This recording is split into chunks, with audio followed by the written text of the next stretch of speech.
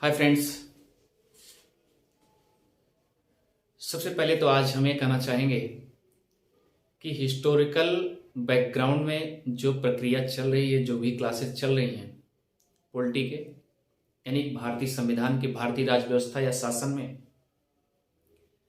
आज उसी कड़ी में आज सबसे जो इम्पोर्टेंट है, यानी कि अब तक जो कंपनी आई, ब्रिटिश कंपनी या ब्रिटेन की कंपनी जो भी आई, अब केवल उनका मकसद था केवल हम व्यापार करने जा रहे हैं। लेकिन कुछ ऐसा लगा होगा, झटका लगा होगा, और झटके पे झटका लगा होगा तो स्वाभाविक सी बात कुछ न कुछ दिमाग चेंज होता है। क्योंकि एक कहावत कहेगी, जब इंसान को विपदा आती है तो उस समय दूसरा ऑप्शन निकालता है। तो सेम कंडीशन, यही विपदा ब्रिटेन के लिए भी आया। तो सबसे पहले आज हम जो चलते हैं, टॉपिक्स उठाते हैं फ्रेंड्स। जैसा कि कल आपको याद होगा कि कल की जो क्लास ली गई थी वह क्लास क्या था? 1770 से 1772, ये पॉइंट आप अच्छे से समझेंगे। कल बताया गया था कि अमेरिका की बोस्टन टी पार्टी जो मसौदा था, जब अमेरिका ने मना कर दिया कि हमें अब आपके टैक्स ज़्यादा लेने की वजह से मुझे चाय नहीं चाहिए, तो अमेरिका ने जब मना कर दिया तो वो जनता क्या करेगी? ब्रिटेन की जो व्यापारी थे वो रिटर्न आ जाएंगे, बड़े बड़े रिटर्न आ जाएंगे। और जब बड़े बड़े रिटर्न आ जाएंगे तो स्वाभाविक सी बात।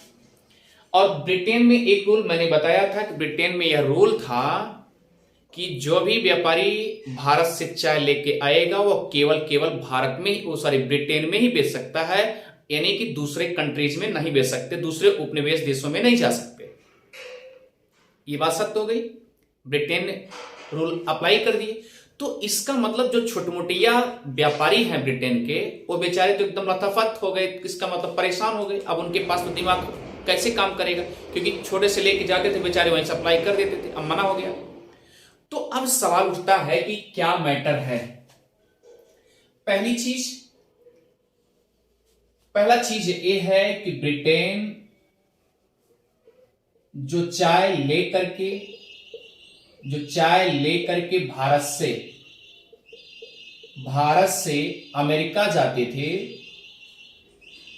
मनाही हो गई। क्लियर? मनाही हो गई। अब यहां पर जो छोटे मोटे व्यापारी हैं,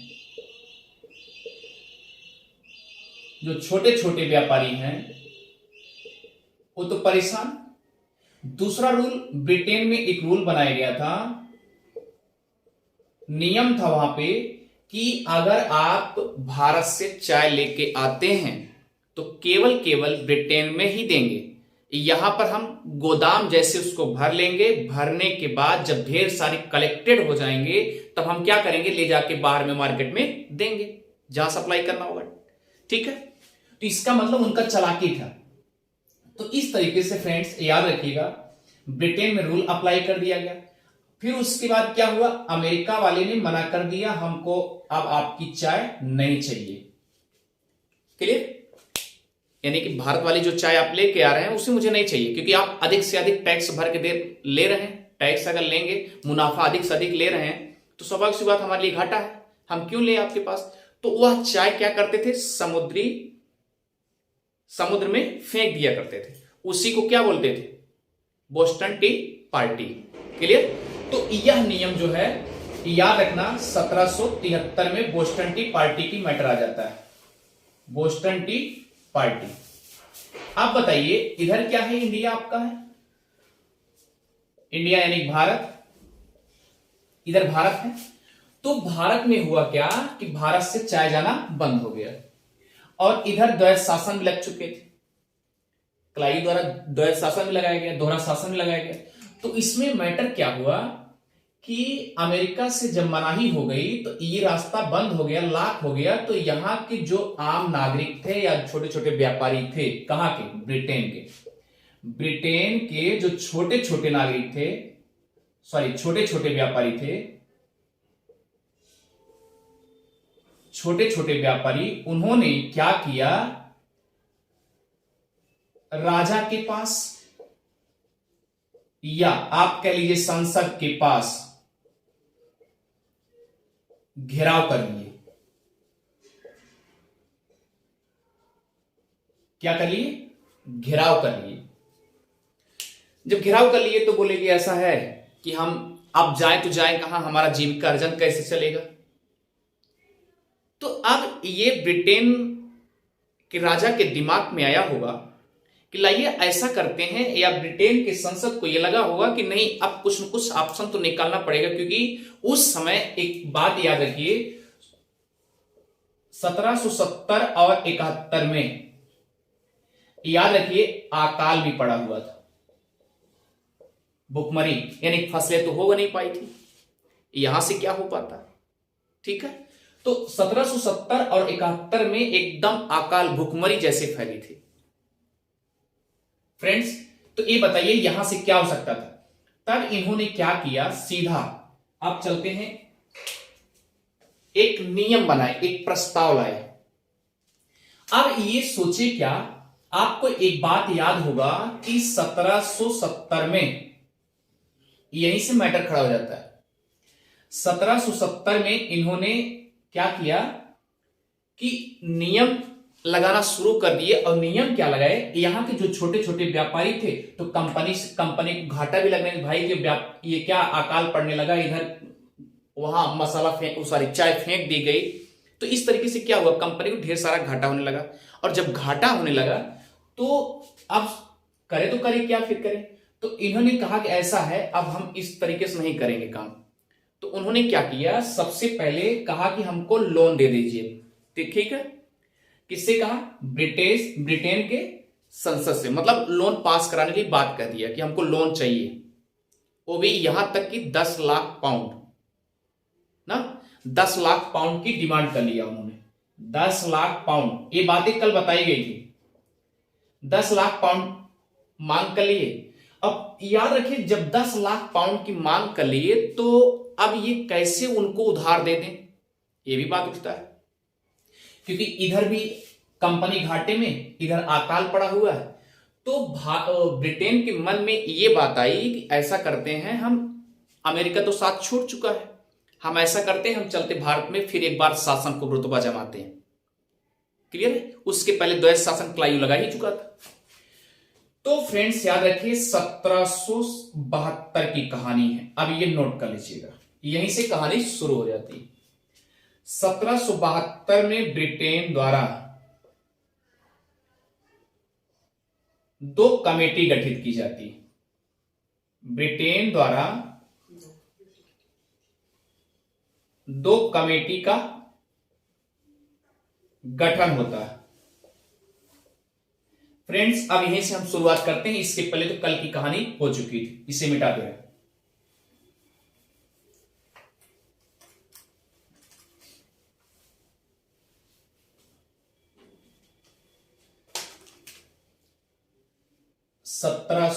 बहत्तर में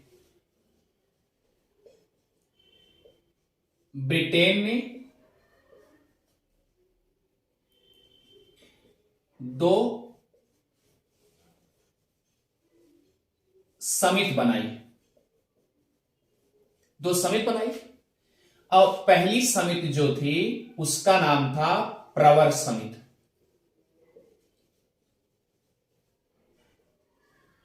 क्या नाम था, प्रवर समिति।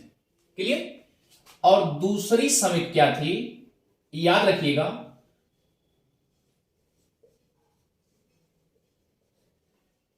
गुप्त समिति। 2 समितियां थी।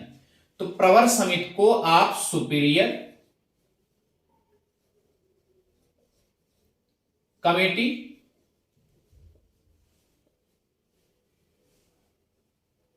क्लियर, और इसका सेक्रेट कमेटी का गठन किया गया। क्लियर। एक प्रवर समिति की गठन किया गया और एक गुप्त समिति की गठन किया गया। अब सवाल उठता है कि ये 2 समिति 1772 में ब्रिटेन के द्वारा क्यों बनाई गई, सवाल उठ रहा है। सवाल यह है कि जो प्रवर समिति थी उसके तहत ब्रिटेन ने यह कहे या ब्रिटेन द्वारा यह कहा गया कि जो कंपनी को घाटा हुआ है,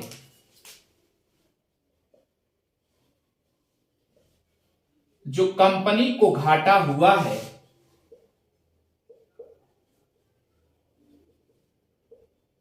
पहले उसकी जांच होगी। पहले उसकी क्या होगी? जांच होगी। क्लियर? पहले क्या होगी? पहले उसकी जांच होगी। ये प्रवर समिति द्वारा हो गया। लेकिन जांच इस आधार पे होगी कि आखिर आपने जो घाटा किया है कहीं बीच में पैसे इधर उधर तो नहीं किए, इसलिए जांच हुई। और प्रवर समिति के द्वारा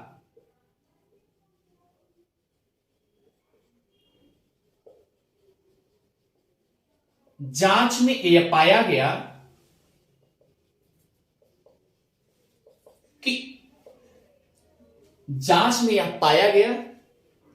कि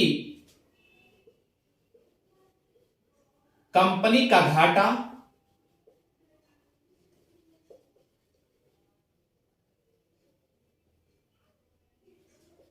लोग जो भी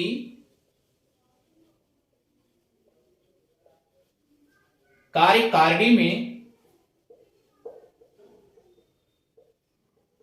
कार्य कर रहे थे वे बहुत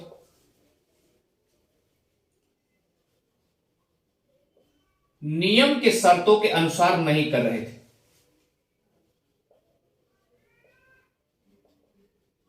अनुसार नहीं कर रहे थे।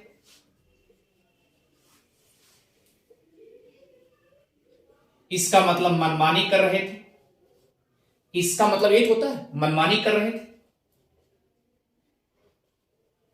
नोट करते जाइएगा। क्लियर?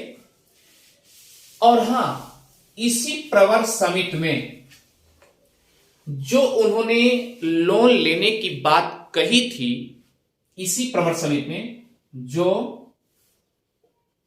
लोन मांग रहे थे,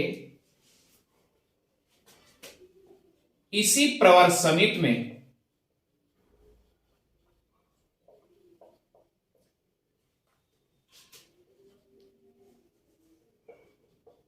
लोन के बारे में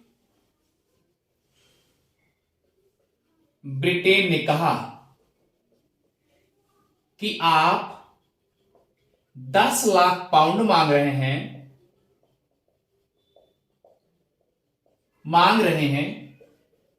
हम आपको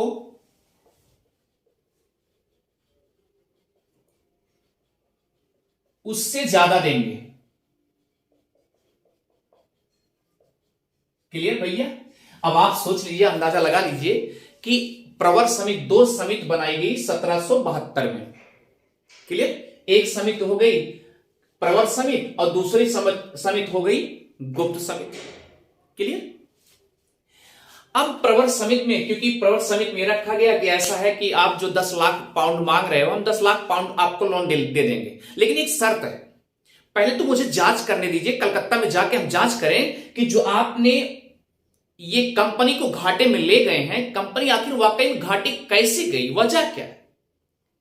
जब प्रवर समिति की टीम वहां चली गई, जैसे पहुंची प्रवर समिति टीम पहुंची, उसके बाद जांच की, पता चला जितने हमारे कार्यकारिणी के सदस्य थे सब क्या किए, एक निकम में जैसे काम कर रहे थे, इसलिए मेरी कंपनी क्या गई, घाटे में गई। मनमाना टैक्स वसूले और जितना ले पाए। अब सोचिए, अपना अंदाजा लगाइए कि कंपनी तो जो छोटे छोटे व्यापारी थे, मीडिएटर का काम करते थे, धीरे धीरे वो अपना जेब भर रहे थे, लेकिन कलकत्ता तो बर्बाद हो रहा था ना, क्योंकि हम सब बर्बाद हो रहे थे। फ्रेंड्स याद रखिएगा, कहते नहीं लूटने वालों ने पता नहीं क्या क्या लूट लेके चले गए। सोने की चिड़िया थी पर अब नहीं है। तो फ्रेंड्स याद रखिएगा,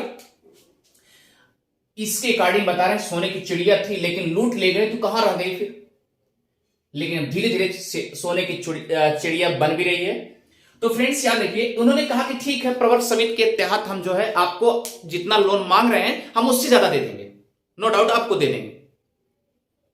तो फ्रेंड्स याद रखिएगा, इसी प्रवर समिति जांच के बाद इनको प्रतिवर्ष 4% की ब्याज की दर पर नोट कर लीजिए, 14 लाख पाउंड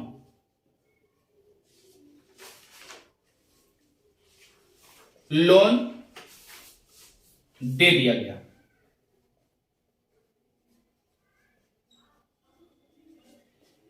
तो फ्रेंड्स ये आपको अच्छे से समझ में आ गया होगा कि जो प्रवर समिति बनाई गई, वो प्रवर समिति केवल स्पेशल इसी के लिए बनाई गई थी कि आखिर कंपनी घाटे में कैसे गई, हम जानना चाह रहे हैं।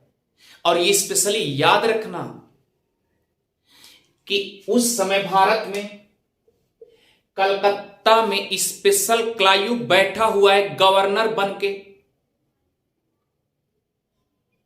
और इसके पहले मैंने बताया था कि जब ये रिटर्निंग इंग्लैंड जा रहा था,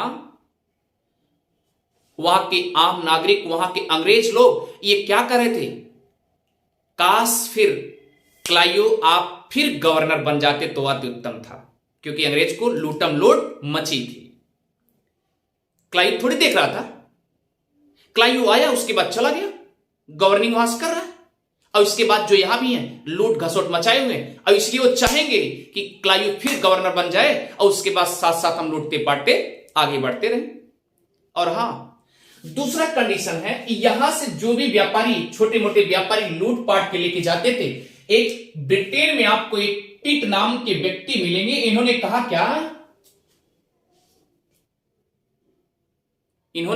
क्या कि भैया जो छोटे व्यापारियां हैं, जो छोटे छोटे व्यापारी हैं, वो भी जब भारत से लौट के आते हैं तो ये अंग्रेज नवाब बन के आते हैं। किसने कहा था? पिट ने कहा। पिट ने कहा क्या कि जो छोटे व्यापारियां हैं, छोटे छोटे व्यापारी हैं, वो जब इंग्लैंड से आते हैं रिटर्न, मतलब भारत से रिटर्न आते हैं कमा धमा के, तो वो क्या हो जाते हैं, एक नवाबी गांठने लगते हैं, नवाबी जैसे बन जाते हैं। ये मैं नहीं कर रहा हूं, ये पिट ने कहा हो नवाब साहेब, अरे वाह गजब, चमन हो गए, आप इंडिया चले गए, लूटपाट चले आए। इस तरीके से वार्तालाप होने लगा। सब उनको नवाब नवाब कहते थे। छुटकी व्यापारियों जो भी आए यहां से लूट चले गए, वहां पर नवाब साहेब आए, नवाब साहेब। आज भी आप प्रदेश जाते हो, प्रदेश कमा के आते हो, अच्छा खासा पैसा बन जाता, अरे साहेब आए साहेब, यही तो हो रहा है, आज भी यही, पहले भी यही था। तो आइए फ्रेंड्स आगे बढ़ते हैं। तो ये प्रवर समिति समझ में आ गई होगी। प्रवर समिति क्या है? प्रवर समिति में मैंने आपसे बता दिया कि एक ही मैटर है, बस केवल लोन पास करने के लिए बात हुई थी, लेकिन उस समिति जांच करने के लिए भी कंपनी घाटे में क्यों गई। जांच होने के बाद प्रतिवर्ष 4% की ब्याज की दर से उन्होंने कहा ठीक हम आपको लोन दे दे रहे हैं, लेकिन 14 लाख पॉइंट दे दिए, वो 10 मांग रहे थे। Clear friends? कहीं कहीं 12 लाख भी मिलता है, ठीक है, तो कंफ्यूज ना होइएगा, मैं बता दूं। अब दूसरा है गुप्त समिति।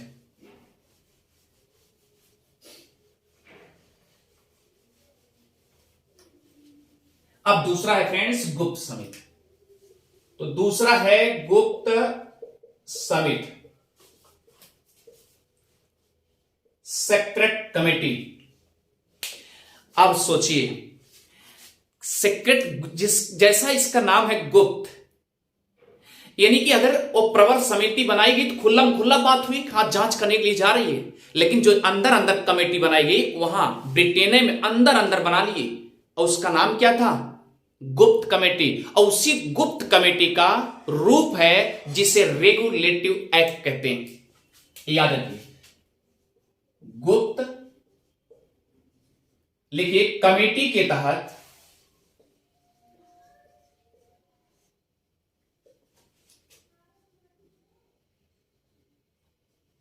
रेगुलेटिव एक्ट लागू किया जाता है।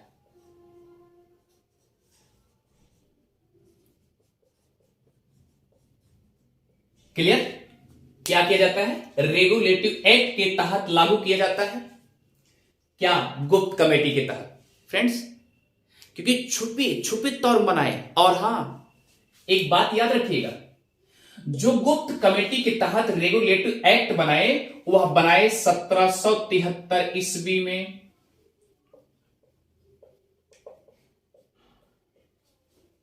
क्लियर? अब चलिए, अब भारत में एक लिखित चिट्ठा आ चुका है कि यह नियम बना रहे हैं और इस नियम को मैं भारत लेके जाऊंगा। वह नियम लिखित होगा और जो इसके अनुपालन नहीं करेगा, इसका पालन नहीं किया, अवरोध किया, उससे समुचित दंडित भी किया जाएगा।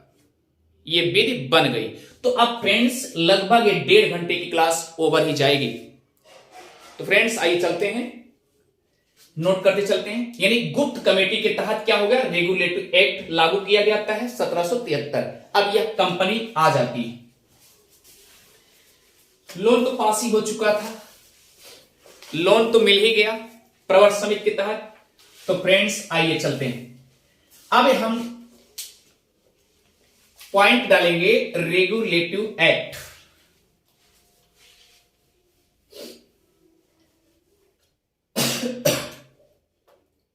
नोट करिए, रेगुलेटिव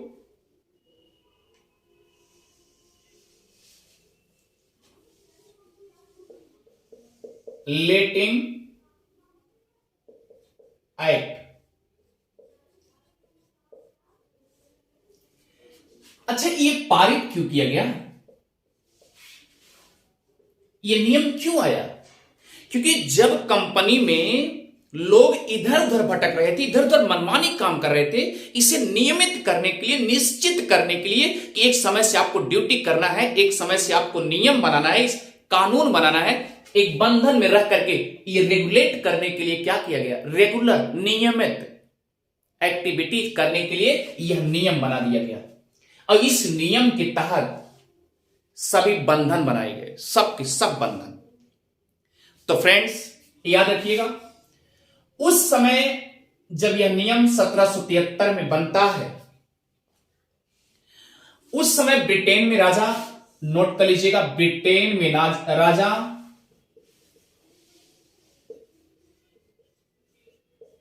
के रूप में लॉर्ड नॉर्थ जी थे। और यह आप समझ सकते हैं, उस समय प्रधानमंत्री, लिखिए, प्रधानमंत्री के रूप में थे। कौन थे? लॉर्ड नॉर्थ, ब्रिटेन में। चले आमिर भैया, चले, चलिए आगे चलते हैं। इधर ये ब्रिटेन में उस समय राजा कौन था? Lord north. अब आप सोचिए, ये आ गए, जनता इनसे परेशान थी, मांग कर रही थी बराबर। क्लियर? क्योंकि उस समय एक कार्यकाल बना रहे, सबको नियम कायदा बना रहे थे। इन्होंने क्या किया? रेगुलेट करने के लिए रेगुलेटिंग नियम बना करके, एक्ट बना करके क्या किए? भारत भेज दिए 1773। क्लियर? और वो भी स्पेशल रूप से भेजे। क्या नियम कायदा में क्या बनाए, जरा देखिएगा। सबसे पहले कलकत्ता। क्लियर? क्लियर? कलकत्ता को उन्होंने मेन सेंटर बनाया, मुख्य केंद्र बनाया।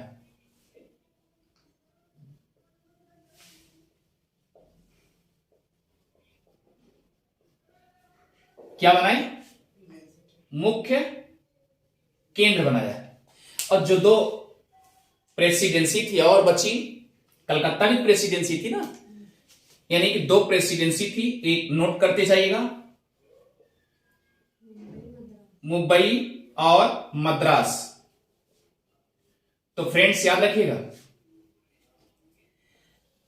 अब देखिए कलकत्ता में रेगुलेटिंग एक्ट आ चुका है, चले आ चुका है फ्रेंड्स।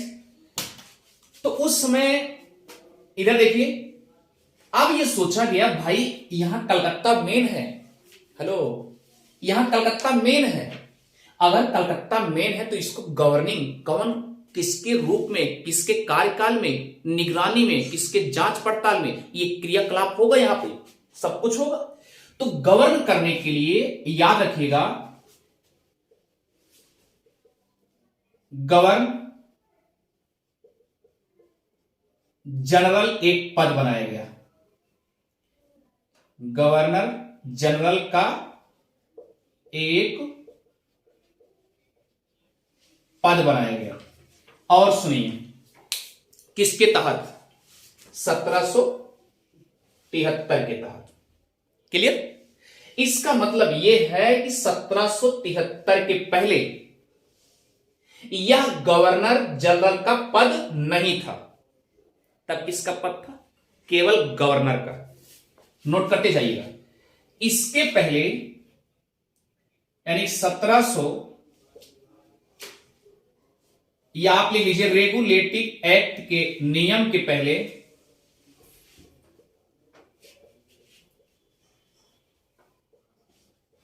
एक्ट के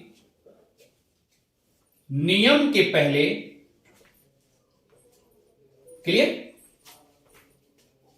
पहले यह पद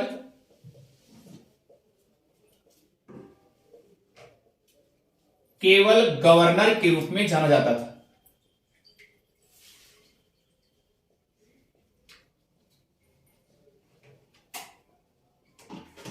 लेकिन 1773 के बाद यानी नियम के बाद 1773 के रेगुलेटिव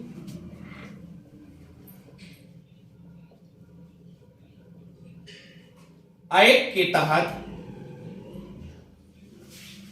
इसे गवर्नर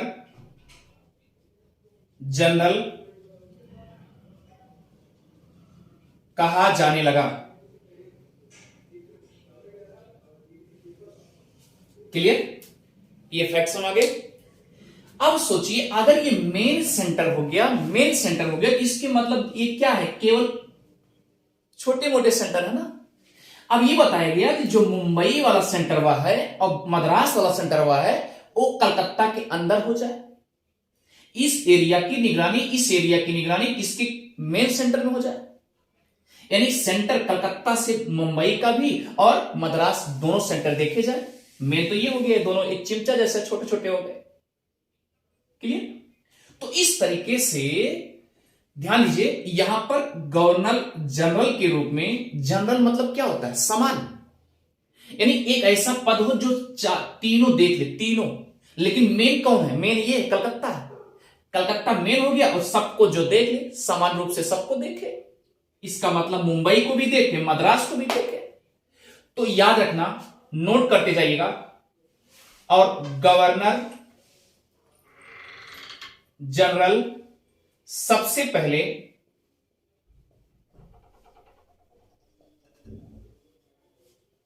वारेन हेस्टिंग्स को बनाया गया।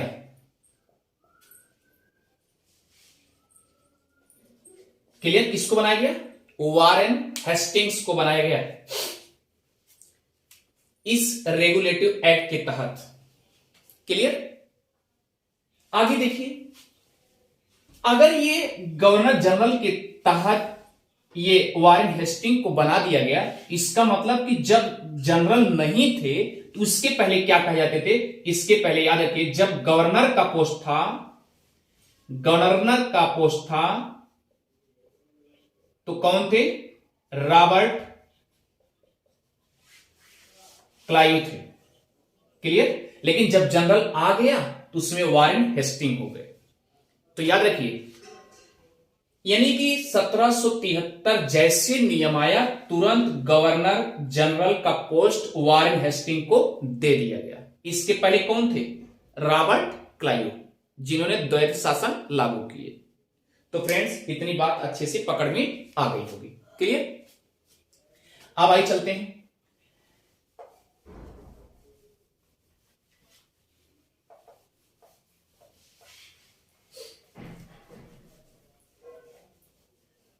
अब ये बताइए कि अगर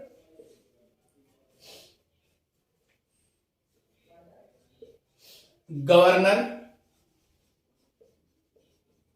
जनरल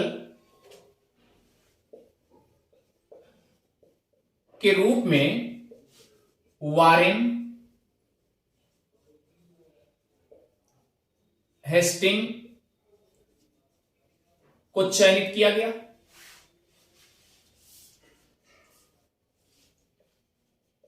भैया याद रखिएगा। तो याद रखिए। अब ये बताइए, दो सेंटर इनको दिया गया कलकत्ता। क्या दिया गया? कलकत्ता मेन ब्रांच, और उसके बाद दो ब्रांच और थी। कौन कौन? मुंबई, और कौन थी? मद्रास। क्लियर? तो फ्रेंड्स, इधर देखिए ध्यान से।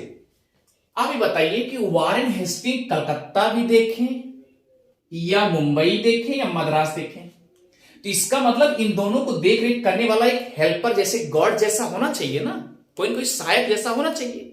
तो याद रखना, वारेन हेस्टिंग की सहायता के लिए या कार्य करने के लिए वारेन हेस्टिंग्स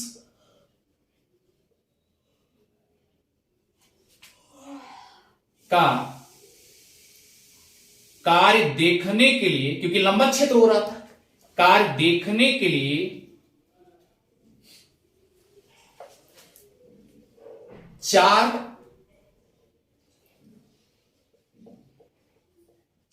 सदस्य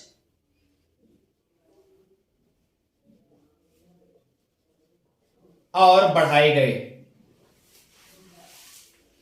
कितने सदस्य बढ़ाए गए? 4 सदस्य। तो फ्रेंड्स, चारों सदस्य के नाम लिखिए, जल्दी करिए। क्लैम्बरिंग,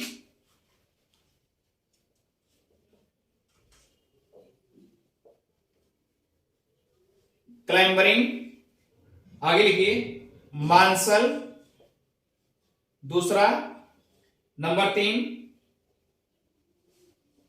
बारबेल, कहीं कहीं बारबेल लिखा रहता है। अगला लिखिए फिलिप फ्रांसिस। ये 4 सदस्य वारेन हेस्टिंग की सहायता के लिए चयनित किए गए। कौन कौन? क्लैम्बरिंग, मार्शल, बारबेल और फिलिप फ्रांसिस। क्लियर है? अब आराम से गवर्निंग हो जाएगा, क्योंकि मेन ब्रांच पे कलकत्ता पे वारेन हेस्टिंग है ही है, और इन दोनों पे 2-2 हो गए। तो इस तरीके से सब एक्टिविटी, पूरा क्रियाकलाप देख रेख किया जा सकता है। ये बात तो क्लियर हो गई। फ्रेंड्स, आगे बढ़े, इसे इरेज कर दें।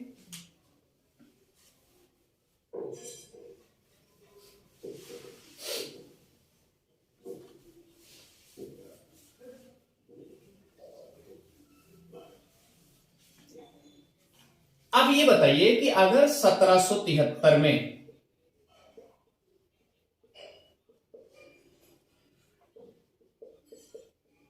वारेन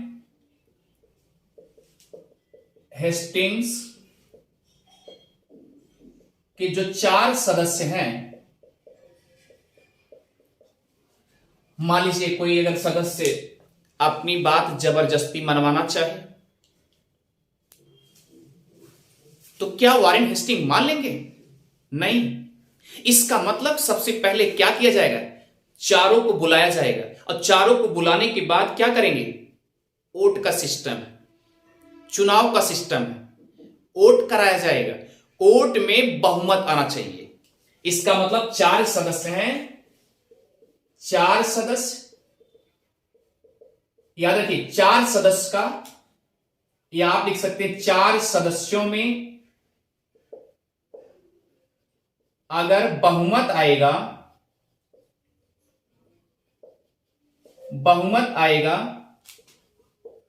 जैसे 3+1, यानी 3+1। अब 3 वाला क्या है? बहुमत है। अब 1 क्या है? ये बहुमत में नहीं है, इसलिए वारेन हेस्टिंग की बात किसको माननी पड़ेगी? ये बहुमत वाले की, यानी 3 वाले की बात माननी पड़ेगी, और 1 वाले की बात नहीं मानेंगे। क्लियर हो गया? और हां, एक कंडीशन और ध्यान दीजिएगा, अगर 4 लोग हैं उसमें बहुमत आ गया, क्लियर फ्रेंड्स? अगर 4 लोग हैं उसमें अगर बहुमत आ गया तो वारेन हेस्टिंग तो मेन है ना, तो वारेन हेस्टिंग ही बुलाएगा। वारेन हेस्टिंग बुलाएंगे तो कितने बचेंगे? 4 तो बचेंगे, 4 बचेंगे। और जब 4 बचेंगे तो चारों में से बहुमत होना चाहिए ना। अगर बहुमत हो गया तो इसका मतलब 3, अगर 3 का बहुमत होगा, भाई बराबर बराबर कैसे कर? 2+2 तो बहुमत कहां होगा? इसमें से एक अधिक जाएगा तभी बहुमत होगा। इसका मतलब बहुमत पे क्या करेंगे? वारेन हेस्टिंग को मानना पड़ेगा। क्लियर हो गया? अगला पोजीशन क्या है?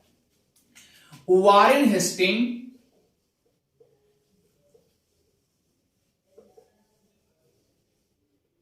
अगर कोई भी क्रियाकलाप कर रहे हैं तो सदस्यों से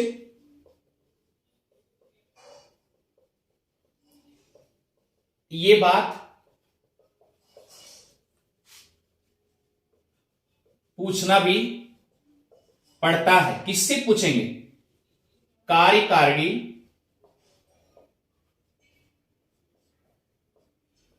जो परिषद बनी है उसके सदस्यों से।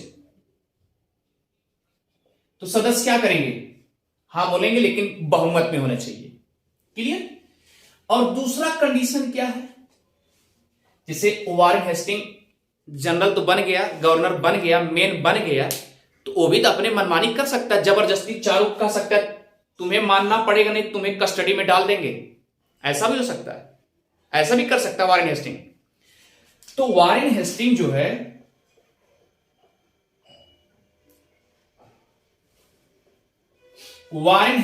है ध्यान दीजिएगा, इसके पास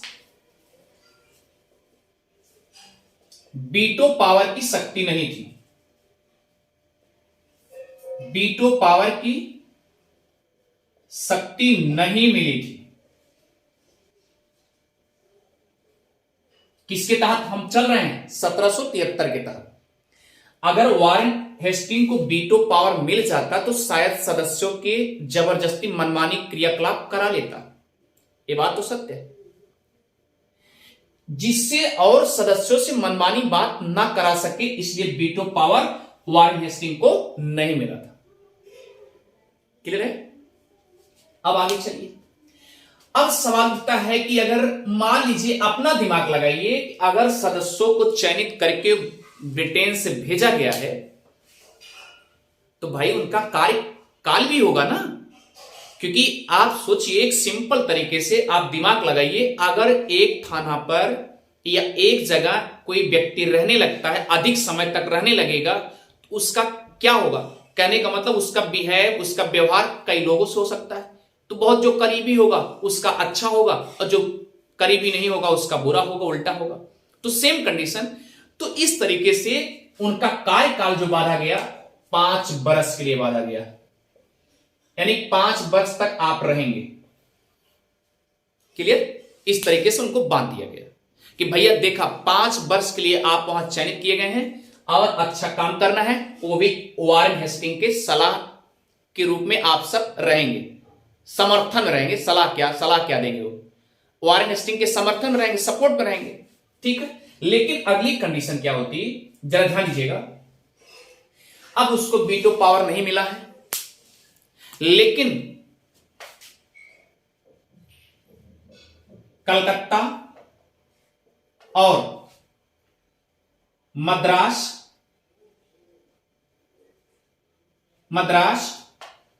और मुंबई, ये तीनों की निगरानी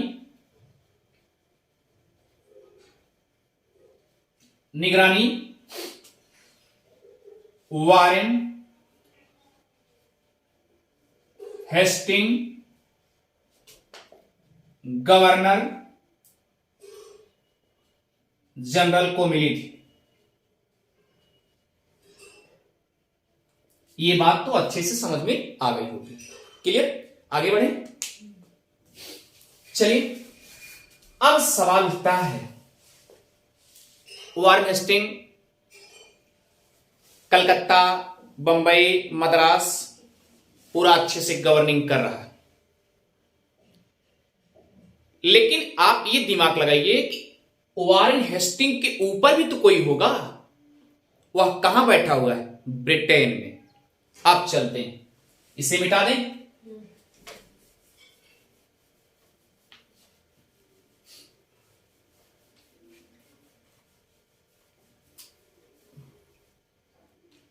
फ्रेंड्स 1773 या आप ऐसे लिखिए, वारेन हेस्टिंग्स जो भी एक्टिविटी, जो भी क्रियाकलाप और उनके सदस्य,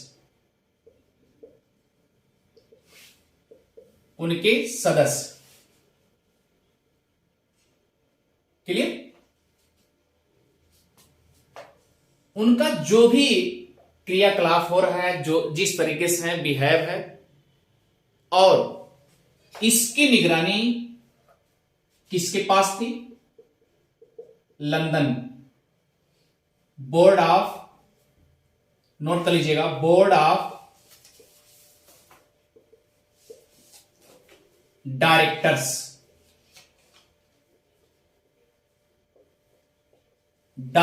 के पास थी, जो कि लंदन में स्पेशल, जो कि लंदन में। अब अपना दिमाग लगाइए कि एक मेन जैसे ब्रांच की तरह आपका कलकत्ता भी है, लेकिन मेन सेंटर कहां है? लंदन में है। तो इसका मतलब केंद्रीय सत्ता कहां बैठी है? लंदन में। इसका मतलब केंद्रीय सत्ता कहां है? लंदन में। किसके रूप में? बोर्ड ऑफ डायरेक्टर्स के रूप में। अच्छा, यहां तक तो समझ में आ गया कि बोर्ड ऑफ डायरेक्टर सीनियर हो गए। अच्छा, अब आप दिमाग लगाइए कि जब आपकी कंपनी 1600 ईस्वी में बनी थी, उस कंपनी में कितने शेयर होल्डर थे? 24 थे। 24 शेयर होल्डर थे। क्या उनको निकाल दिया जाएगा क्या? क्योंकि याद रखिए, पहले से साथ देते चले आए। जब कंपनी बनी, एलिजाबेथ प्रथम की निगरानी में जो भी बनी, वह क्या हुआ? 24 शेयर होल्डरों के साथ बनी हुई। अब आइए, फिर क्या हुआ मैटर? इसका मतलब कि बोर्ड ऑफ डायरेक्टर में भी 24 ही शेयर होल्डर होंगे।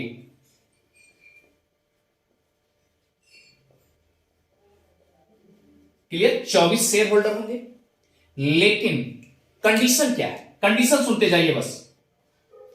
इसके पहले जो बोर्ड ऑफ डायरेक्टर्स थे, इसका मतलब 24 पहले भी थे। 1773 के पहले, क्लियर? 1773 के पहले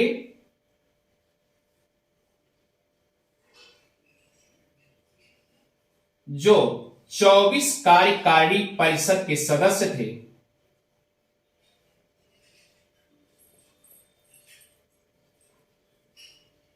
परिषद के सदस्य थे,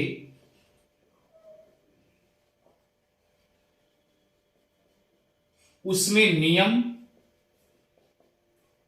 लगाया गया था कि प्रत्येक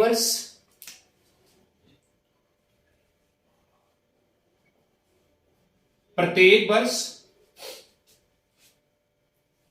सबका चुनाव होगा।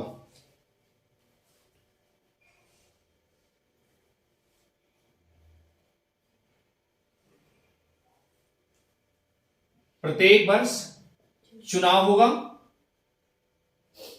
और प्रत्येक वर्ष जो चुनाव होगा उसमें से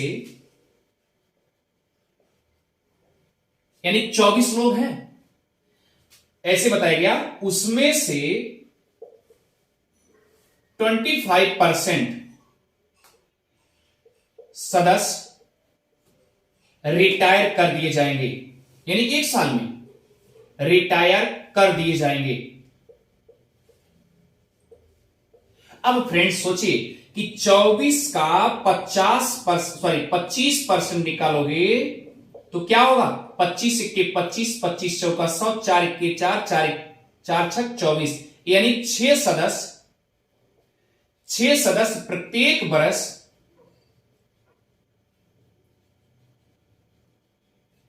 निकाले जाएंगे। अब सोचिए अगर 6 सदस्य प्रत्येक वर्ष निकाले जाएंगे तो 6 नए भी भरे जाएंगे।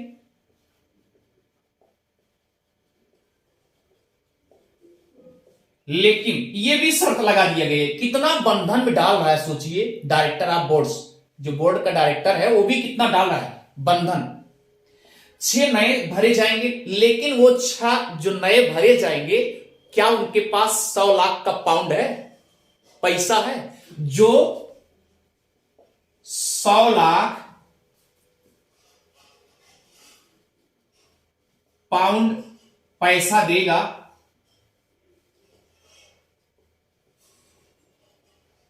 वही जो है कार्यकारिणी का सदस्य बन पाएगा। क्लियर? तो याद रखिए फ्रेंड्स, जैसे कि इस नियम के तहत पहले क्या था, 1773 के पहले प्रत्येक वर्ष चुनाव होता था।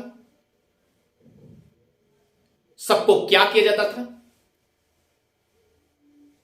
चेंज भी किए जाते थे, सेम कंडीशन। लेकिन इसमें क्या कर दिया गया कि अब बताया गया भैया कि प्रत्येक वर्ष यानी 1773 के तहत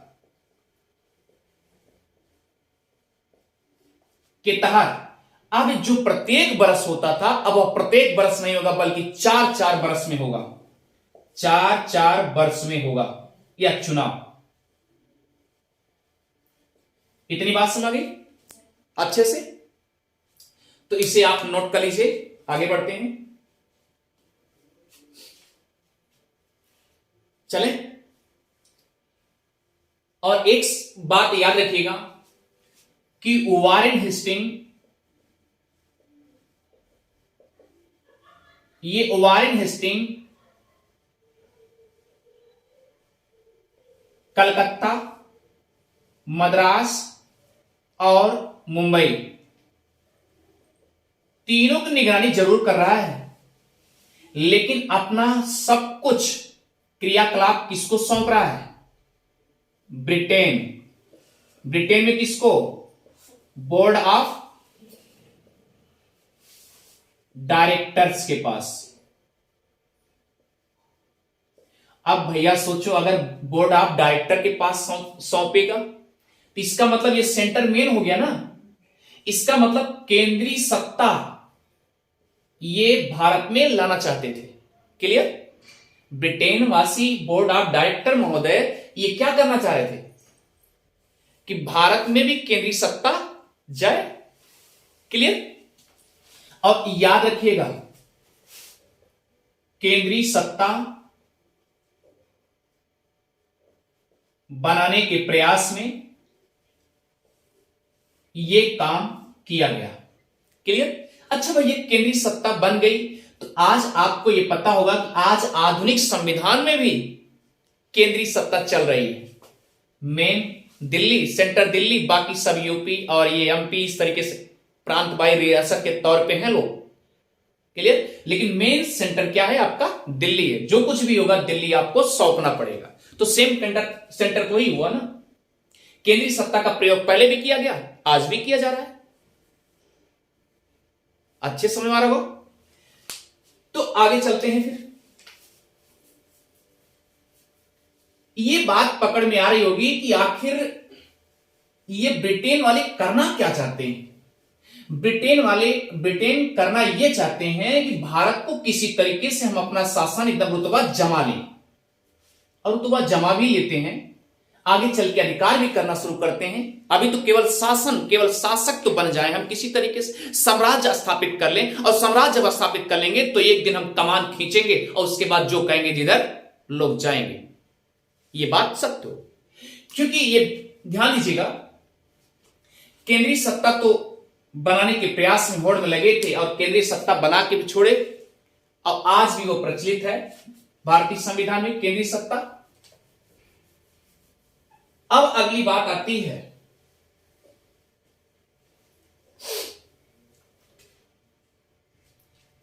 1773 के लिए क्या क्या नियम बनाए गए, आप समझ रहे हैं। एक रूल और बनाया गया,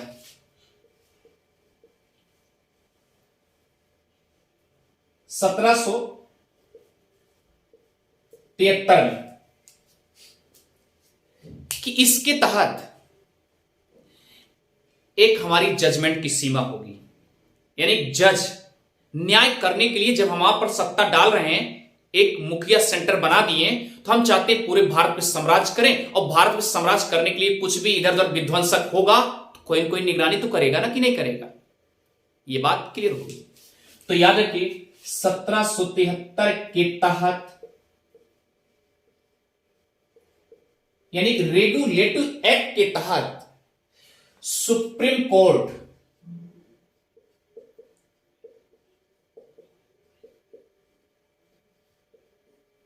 की स्थापना की गई।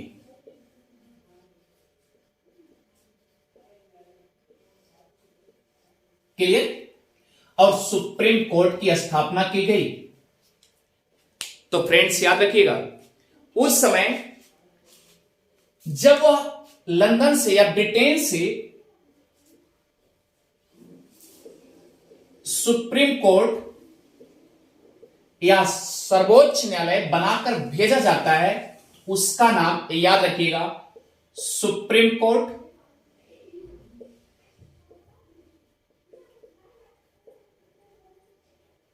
ऑफ जुडिकेचर, सर्वोच्च न्यायालय।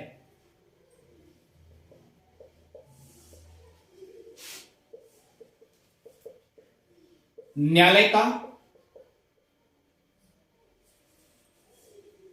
न्यायालय नामक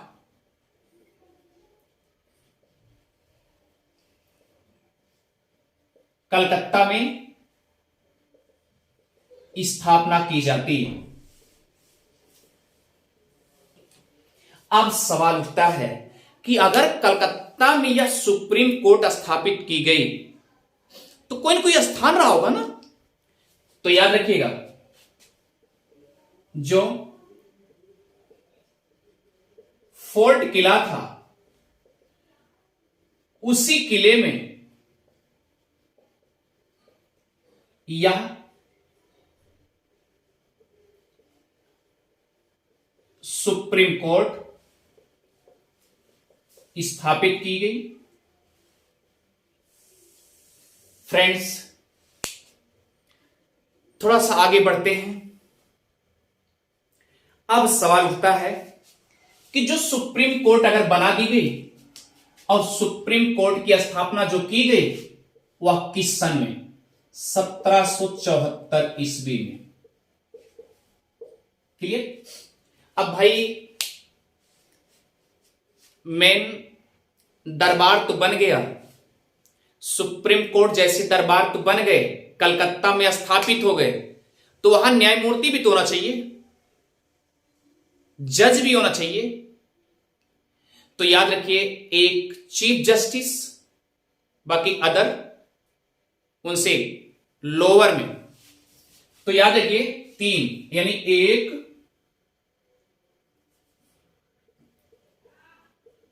एक मुख्य न्यायाधीश,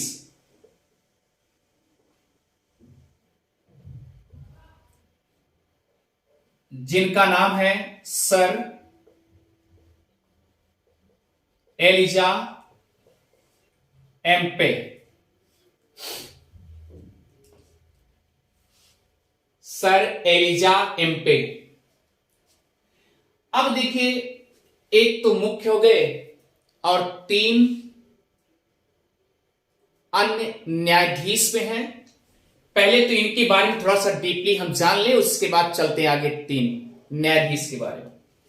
सर एलिजा एम्पे, एक चीज आप दिमाग लगाओ कि वारेन हेस्टिंग गवर्नर जनरल बन के आया हुआ है और उन्हीं के लंगोटिया यार हैं सर एलिजा एम्पे।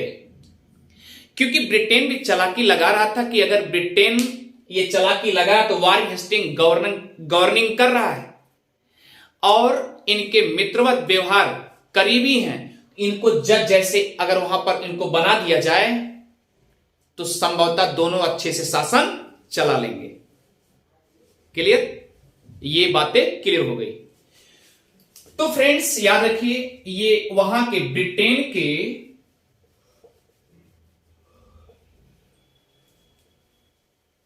जस्टिस भी रहे हैं, ब्रिटेन के जस्टिस भी रहे हैं और सांसद भी रहे हैं। क्लियर? और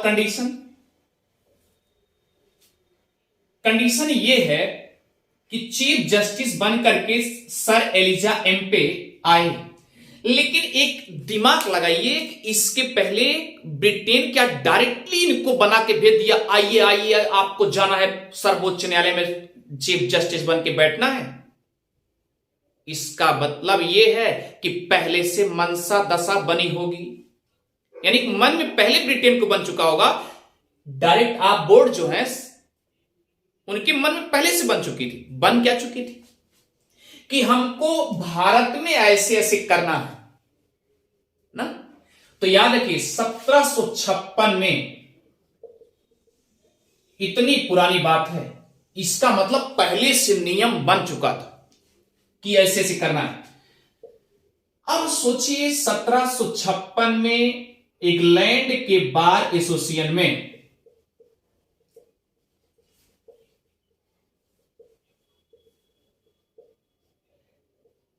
चीफ जस्टिस के द्वारा मीटिंग की गई और वहां पर याद रखिएगा,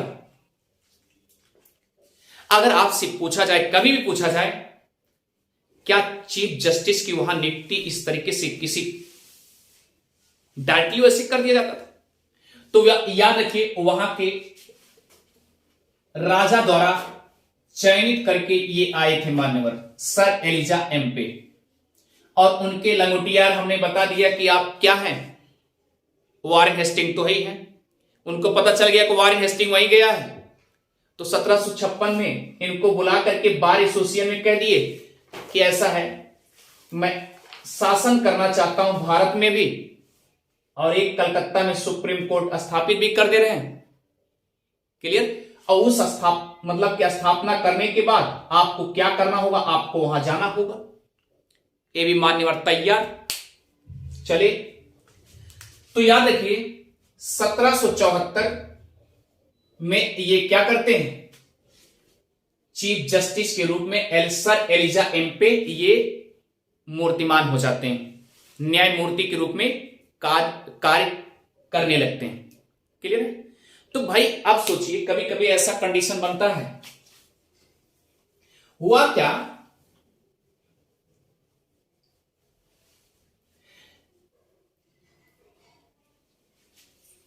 अब 3 सदस्यों का और नियुक्ति की गई। तो याद रखिएगा ये तो मुख्य न्यायाधीश और अन्य न्यायाधीश, 3 अन्य न्यायाधीश। नंबर 1 नोट करते जाइएगा, चेम्बर्स,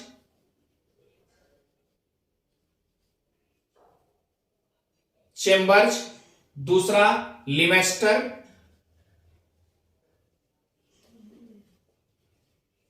लिमेस्टर। Number 3 hide. ये तीनों अन्य न्यायाधीश थे, इनका नाम लिख लीजिएगा। एक मुख्य न्यायाधीश सर एलिजा एम्पे और 3 अन्य न्यायाधीश चेम्बर्स, लिमेस्टर और हाइड। ये 3 अन्य न्यायाधीश चयनित किए गए। क्लियर? ये बात अच्छे से समझ में आ गई होगी। फ्रेंड्स, एक बात और हम कहना चाहते हैं, यहां पर ये सब जो न्यायाधीश बना के आए हैं, अच्छा अगर हकीकत देखा जाए, अगर न्यायाधीश बने हैं तो इनको अच्छा से वर्क करना चाहिए, लेकिन न्याय अच्छे से देना चाहिए। और अपना दिमाग लगाइए कि अगर बोर्ड आप डायरेक्टर या वहां के राजा इनको भेजे हैं, इसका मतलब जब चाहे राजा इनको क्या करे, हटा भी सकते हैं। क्लियर? सही है ना? राजा अगर चयनित किए हैं तो हटा भी सकते हैं ना भाई। आगे चलिए, दूसरा कंडीशन। दूसरा कंडीशन यह है कि चेम्बर्स और लिमेस्टर, हाइड, इन सबको एक नियम में बांध दिया गया है। अब बात आती है, नोट करते जाइएगा, 1781 की। 1781 की। 1781 में क्या था? स्पेशल जो कोर्ट बनाई गई, दरबार बनाया गया, उसमें जो जज हैं उनके नियम कानून कायदे बनाए गए। अब नियम कानून कायदा जो बनाया गया उनके लिए बनाया गया। ब्रिटेन ने कहा क्या?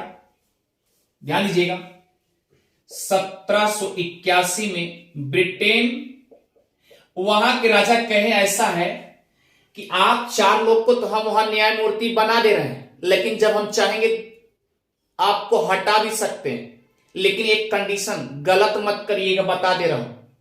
और इनको भी 5 साल के लिए नियुक्ति दे दी गई। क्लियर? और कहने का मतलब यह है कि 1781 में ब्रिटेन द्वारा यह कह दिया गया, यह कहा गया कि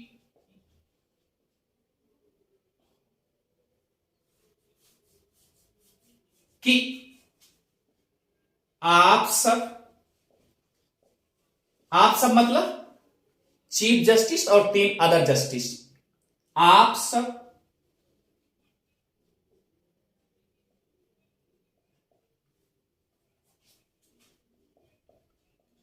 कोई ऐसा कानून मत बनाइएगा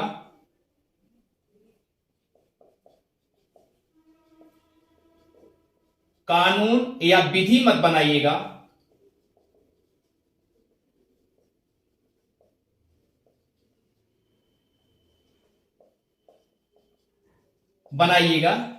कि जिससे हमको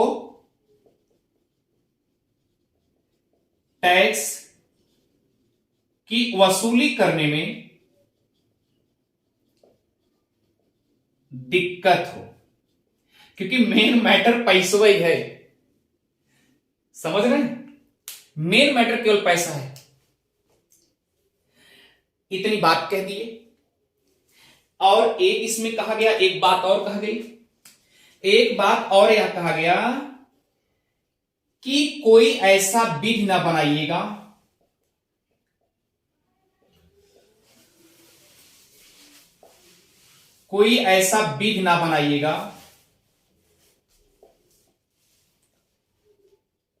जिससे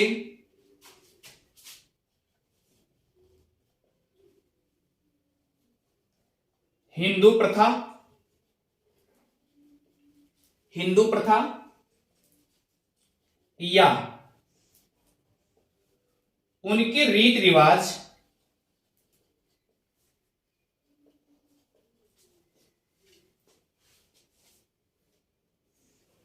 में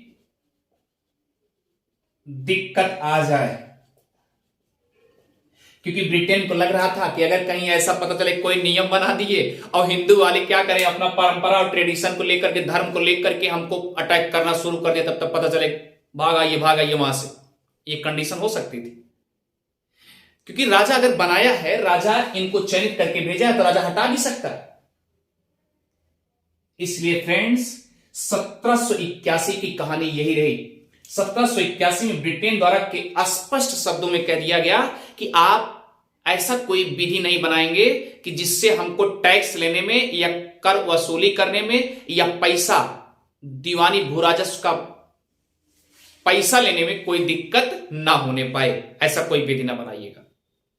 और जो वहां पर आपके जो बंगाल, उड़ीसा और बिहार के क्षेत्र में जो हैं लोग,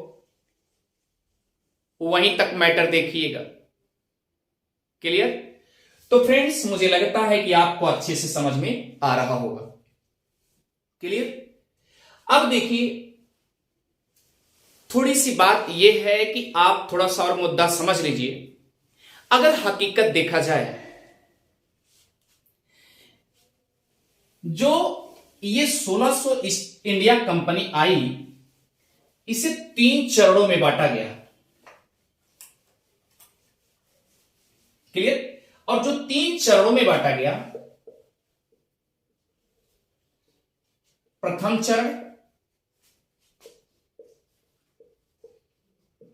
चरण और द्वितीय चरण और तृतीय चरण,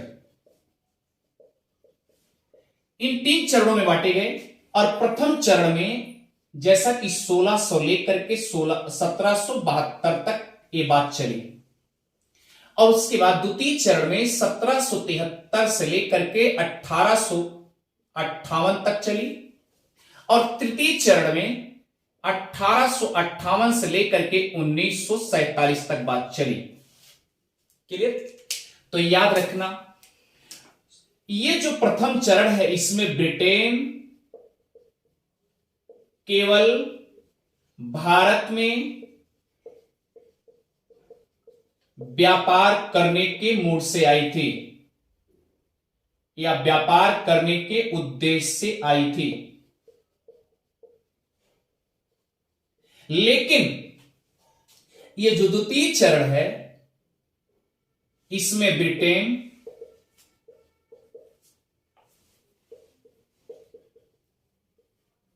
भारत में साम्राज्य या शासन के उद्देश्य से काम की। क्लियर? ये फैक्ट हो गया। अब भैया इधर तो व्यापार करने के लिए आए, और इसमें क्या हुआ, साम्राज्य स्थापित कर लिए, यानी शासन सत्ता कायम कर लिए। और जब शासन सत्ता कायम कर लेते हैं फ्रेंड्स, तो स्वाभाविक सी बात है, अब धीरे धीरे हम जो चाहेंगे वही होगा, और जो कहूंगा वही होगा, और जितना कहेंगे लिखना होगा, सारी बातें अधिकार के रूप में कन्वर्ट हो जाएगी। तो तृतीय चरण जो होगा, इसमें ब्रिटेन द्वारा पूर्णतया अधिकार को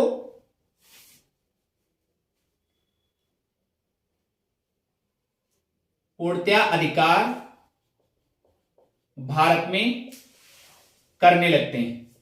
ये 3 चरण की कहानी है। तो एक चरण तो हो गया स्पष्ट रूप से, अब हमारा द्वितीय चरण चल रहा है। Clear friends?